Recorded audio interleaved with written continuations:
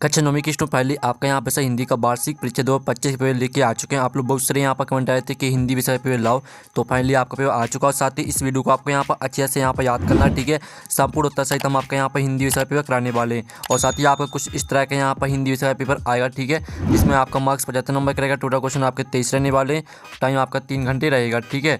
और साथ ही आप यहाँ पर पढ़ सकते हैं कक्षा नौवीं वार्षिक परीक्षा 2025, ठीक है, आपका हिंदी विषय का पेपर है। और साथ ही आप यहाँ पर देख लीजिए आपके यहाँ पर निर्देश आते हैं, ठीक है। इस प्रश्न पत्र में कुल 23 प्रश्न, सभी प्रश्न करना अनिवार्य है, तो आपके यहाँ पर निर्देश आते हैं, तो आप निर्देश पढ़ लीजिएगा। अब चलिए जो आपके यहाँ पेपर है वो हम यहाँ पर देख लेते हैं। तो स्टूडेंट पहले तो आपके यहाँ पर आते हैं, ठीक है, सही विकल्प चुनकर लिखिए जो कि आपके यहाँ पर आते हैं 6 नंबर के, ठीक है। तो आपको थोड़ा जूम करके दिखाते हैं जिससे आप यहाँ पर अच्छी तरह देख पाएंगे, ठीक है। तो जो आपके यहाँ पर दिया गया है, ठीक है, आप यहाँ पर देख लीजिए हिंदी साहित्य का सर्वाधिक लोकप्रिय महाकाव्य है, तो इसका आंसर आपका बा हो जाएगा रामचरितमानस, ठीक है। और साथ ही आपके यहाँ पर दूसरा आता रसकर्ण किस भक्ति शाखा के कवि हैं, तो इसका आंसर आपका सा हो जाएगा कृष्ण भक्ति शाखा। और साथ ही आपके यहाँ पर तीसरा आता काव्य की शोभा बढ़ाने वाले तत्व कहलाते हैं, तो यहाँ पर काव्य की शोभा बढ़ाने वाले तत्व कहलाते हैं आपके अलंकार, ठीक है। और साथ ही आप यहाँ पर देख लीजिए आपका चौथा आता किस पक्षी ने सालिम अली के जीवन की दशा को बदल दिया था, तो इसका आपका आता कबूतर, बात आपका मैना और साथ आपका गौरैया और दाता कोयल, तो इसका आंसर आपका गौरैया हो जाएगा। और साथ ही आप यहाँ पर देख लीजिए सेनापति पद में समास बताइए, तो इसका आंसर आपका तत्पुरुष समास हो जाएगा, ठीक है। और जो आपका 6वां आता रेणु के प्रसिद्ध आंचलिक उपन्यास का नाम है, तो इसका आपका अवसान आता मिलांचल, बात आपका गोदान और साथ आपका पद्मावत और दाता कामायनी, तो इसका आंसर आपका मिला आंचल हो जाएगा, ठीक है।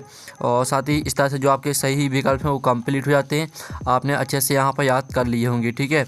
और साथ ही आप यहाँ पर देख लीजिए प्रश्न आपका 2 आता रिक्त स्थान की पूर्ति की जो कि आपके 6 नंबर के रहने वाले हैं।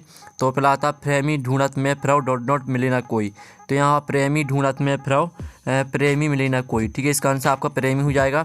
फिर आपका यहाँ पर दूसरा आता उपमेय में उपमान का आरोप डॉट डॉट अलंकार होता है, तो यहाँ पर उपमेय में उपमान का आरोप आपका यहाँ पर रूपक अलंकार होता है, ठीक है, रूपक आपका राइट आंसर हो जाएगा। फिर आपके यहाँ पर तीसरा आता बी रस का स्थायी भाव डॉट डॉट है, ठीक है, तो यहाँ बी रस का स्थायी भाव आपका उत्साह हो जाएगा, ठीक है। तो आपके यहाँ पर अच्छे से याद करते जाना और साथ ही इनके स्क्रीनशॉट भी आप ले सकते हैं। फिर चौथा आता जानवरों में गधा सबसे ज़्यादा डॉट डॉट समझा जाता है, तो यहाँ पर जानवरों में गधा सबसे ज़्यादा आपका बुद्धिहीन, ठीक है, बुद्धिहीन समझा जाता है, बुद्धिहीन आपका यहाँ पर राइट आंसर रहेगा। और साथ ही आप यहाँ पर देख लीजिए आपका 5वां आता है कमल का पर्यायवाची शब्द डॉट डॉट है, तो यहाँ पर कमल का पर्यायवाची शब्द आपका यहाँ पर रहेगा क्या, ठीक है स्टूडेंट, इसका आंसर आपका पंकज हो जाएगा। और साथ ही 6वां आता रीढ़ की हड्डी डॉट डॉट विधा में लिखी गई रचना है, तो यहाँ पर रीढ़ की हड्डी, ठीक है, एकांकी विधा में लिखी गई रचना है। साथ ही आपके यहाँ प्रश्न 3 आता सही जोड़ी बनाकर लिखी जो कि आपकी 6 नंबर की रहने वाली हैं। स्तंभ अववा में आपकी दी हैं सही जोड़ी। पहली आती है आपकी ललगद्य, तो इसको आपको यहाँ पर कश्मीरी कवित्री से मैच कर देना है, ठीक है। और दूसरी आती है आपकी सबाया, तो इसको आपको वार्णिक छंद से मैच कर देना है। और तीसरी आती है आपकी यहाँ पर आग का तत्सम, तो इसको आपको अग्नि से मैच कर देना है। और चौथी आती है आपकी हरिशंकर परसाई, ठीक है, तो इसको आपको हंसते हैं रोते हैं से मैच कर देना है। और 5वीं आती है इंद्र का पर्यायवाची, तो इसको आपको यहाँ पर सुरपति से मैच कर देना है। और 6वीं आती है आपकी बागलकोट, तो इसको आपको कर्नाटक का छोटा कस्बा से मैच कर देना है, ठीक है। तो इस तरह से जो आपकी सही जोड़ी है वो कंप्लीट हो जाती हैं, आपने यहाँ पर अच्छे से याद कर ली होंगी, ठीक है। और साथ ही हमने यहाँ पर नंबर लिख दिए कौन में आपको कौन सी मैच करनी है, तो आप यहाँ पर देख लीजिएगा। अब प्रश्न आपका 4 आता निम्नलिखित प्रश्न का उत्तर एक शब्द वाक्य में उत्तर दी जो कि आपके 6 नंबर के रहने वाले हैं। तो पहला आता रसकर्ण किसके अनन्य भक्त हैं, तो यहाँ पर रसकर्ण आपके श्री कृष्ण के अनन्य भक्त हैं, ठीक है, तो इसका आंसर आपके यहाँ पर श्री कृष्ण हो जाएगा। और जो आपके यहाँ पर दिया गया दोहा के प्रथम चरण में कितनी मात्राएं होती हैं, तो यहाँ पर दोहा के प्रथम चरण में होती हैं आपकी 13 मात्राएं, ठीक है, इसका आंसर आपका यहाँ पर 13 मात्राएं हो जाएगा। और साथ ही आप यहाँ पर देख लीजिए तीसरा आता हिंदी का उपन्यास सम्राट किसे कहा जाता है, तो यहाँ पर हिंदी का उपन्यास सम्राट आपका यहाँ प्रेमचंद को कहा जाता है, ठीक है, प्रेमचंद आपका यहाँ पर राइट आंसर रहेगा। फिर आपका चौथा आता है किसी कार्य को करने या होने का बोध कराने वाले शब्द क्या कहलाते हैं, तो यहाँ पर किसी कार्य को करने या होने का बोध कराने वाले शब्द आपके क्रिया कहलाते हैं, ठीक है, इसका आंसर आपके यहाँ पर क्रिया हो जाएगा। फिर जो आपके यहाँ पर दिया पान वाले की बिक्री अचानक क्यों बढ़ गई थी, तो इसका आंसर है यहाँ पर बाढ़ के कारण, ठीक है, बाढ़ के कारण, ये आपके यहाँ पर राइट आंसर हो जाएगा। और जो आपके यहाँ पर दिया गया लोक में प्रचलित उक्ति क्या कहलाती है, तो यहाँ पर लोक में प्रचलित उक्ति आपके यहाँ पर लोकोक्ति कहलाती है, ठीक है। तो यहाँ पर लोकोक्ति आपका यहाँ पर राइट आंसर रहेगा। ठीक है, तो इस तरह से आपके 100 वाक्य मतलब कंप्लीट हो जाते हैं। आप प्रश्न 5 आता सत्य असत्य का चयन करके लिखिए, जो कि आपके 6 नंबर के रहेंगे। तो पहला आता कबीर एक समाज सुधारक थे, तो पहला आपका यहाँ पर सत्य रहेगा। ठीक है, और दूसरा आता संख्या विभाग की संख्या 35 है, तो आपका यह असत्य हो जाएगा। ठीक है, और जो आपका यहाँ पर दिया मंगोला का मुँह लाल होता है, तो आपका यहाँ पर यह सत्य रहने वाला है। और साथ ही आपके यहाँ पर देख लेते हैं चौथा। ठीक है, तो आपके यहाँ पर चौथा आता है कहानी गद्य की गुण विधा में आती है, तो स्टूडेंट आपका जो यहाँ पर रहेगा, ठीक है, जो आपके यहाँ पर दिया गया है, तो आपका यहाँ पर यह सत्य हो जाएगा। ठीक है, और जो आपके यहाँ पर 5 माता भूपति में 3 उपसर्ग है, तो आपका यह रहेगा असत्य। ठीक है, और जो आपके यहाँ पर 6 माता लेखिका मृदुला गर्ग की 30 नंबर की बहन के नाम चित्रा था, तो आपका यहाँ पर यह सत्य हो जाएगा। ठीक है, तो इस तरह से आपके सत्य असत्य हो जाते हैं। अब प्रश्न आपका 6 आता है कवि पंत ने गांव को मरकट डिब्बे सा खुला क्यों कहा है, लिखिए। तो स्टूडेंट जो आपके यहाँ पर दिया कवि पंत ने गांव को मरकट डिब्बे सा खुला क्यों कहा, लिखिए। तो आप यहाँ पर देख लीजिए, आपका यहाँ पर इसका आंसर का मरकत है पन्ना नमक रत्न को कहते हैं, जिसका रंग हरा होता है। मरकत के खुले डिब्बे से सब कुछ साफ साफ दिखता है। मरकत के हरे रंग की तुलना गाँव की हरियाली से की है। ठीक है, इस तरह से आपका यहाँ पर मरकत डिब्बे सा खुला कहा, यहाँ तक याद करना है। और जो इसका आपका अथवा आता मान सरोवर से कबीरदास का क्या आशा है, तो इसका आंसर देख लीजिए, मान सरोवर से कवि का आशा हृदय रूपी तालाब से जो हमारे मन में स्थित है। ये आपका 6वें का अथवा का आंसर रहेगा।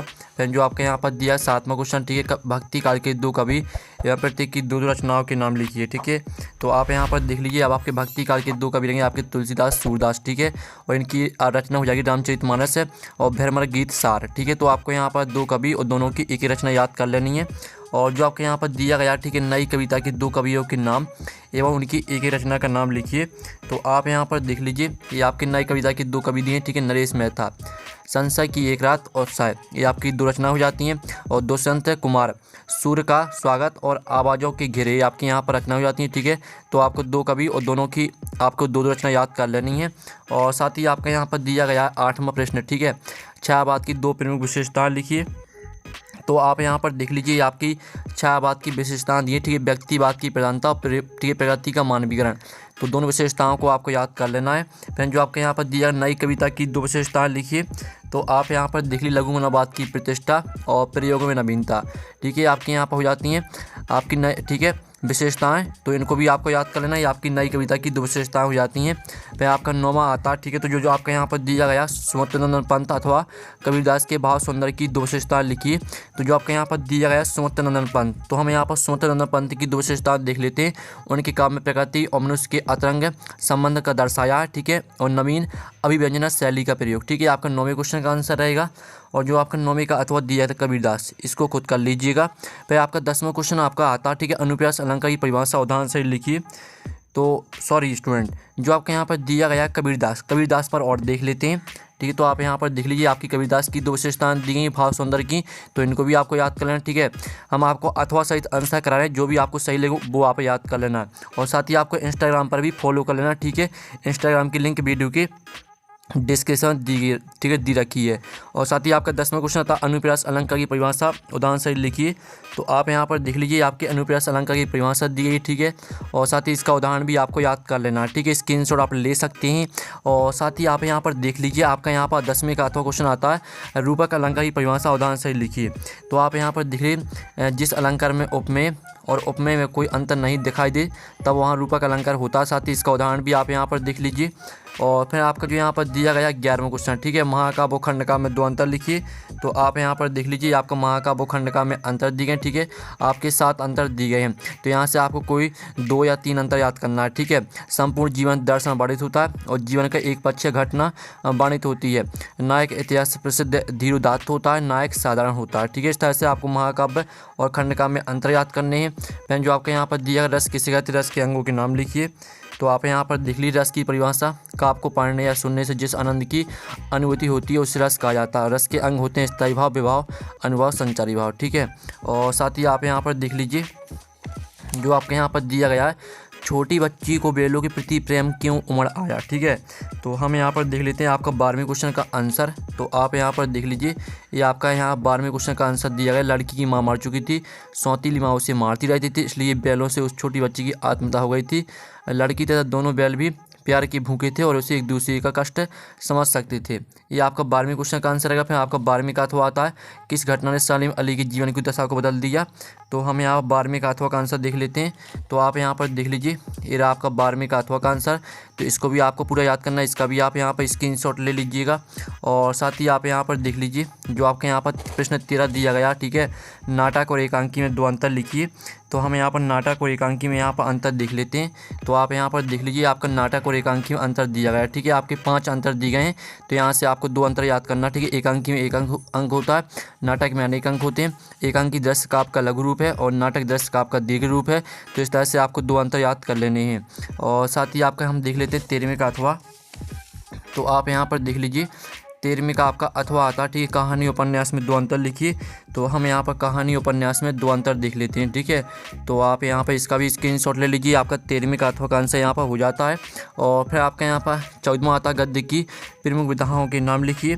तो आप यहाँ पर देख लीजिए, आपकी गद्य की प्रमुख विधाओं के नाम, ठीक है, निबंध, नाटक है, एकांकी उपन्यास, कहानी, आत्मकथा, जीवन चरित्र, संस्मरण, रेखा चित्र, ठीक है। पूरा आपको यहाँ पर साक्षात्कार आदि तक याद करना है। और जो आपके यहाँ पर दिया डायरी विधा का सामान्य परिचय लिखिए। तो आप यहाँ पर देखिए, डायरी लेखन व्यक्तिगत अनुभवों, भावनाओं और सोच को लिखकर बनाने वाला एक संग्रह है। यह आत्म कथात्मक लेखन का एक रूप है। डायरी लेखन की कुछ खास बातें ये रहीं। ये आपका 14वें का अथवा का आंसर हो जाता है। फिर आपका 15वां क्वेश्चन आता है, ठीक है, मुंशी प्रेमचंद अथवा महादेवी वर्मा की दुरचना लिखते हुए साहित्य में उनका स्थान लिखिए।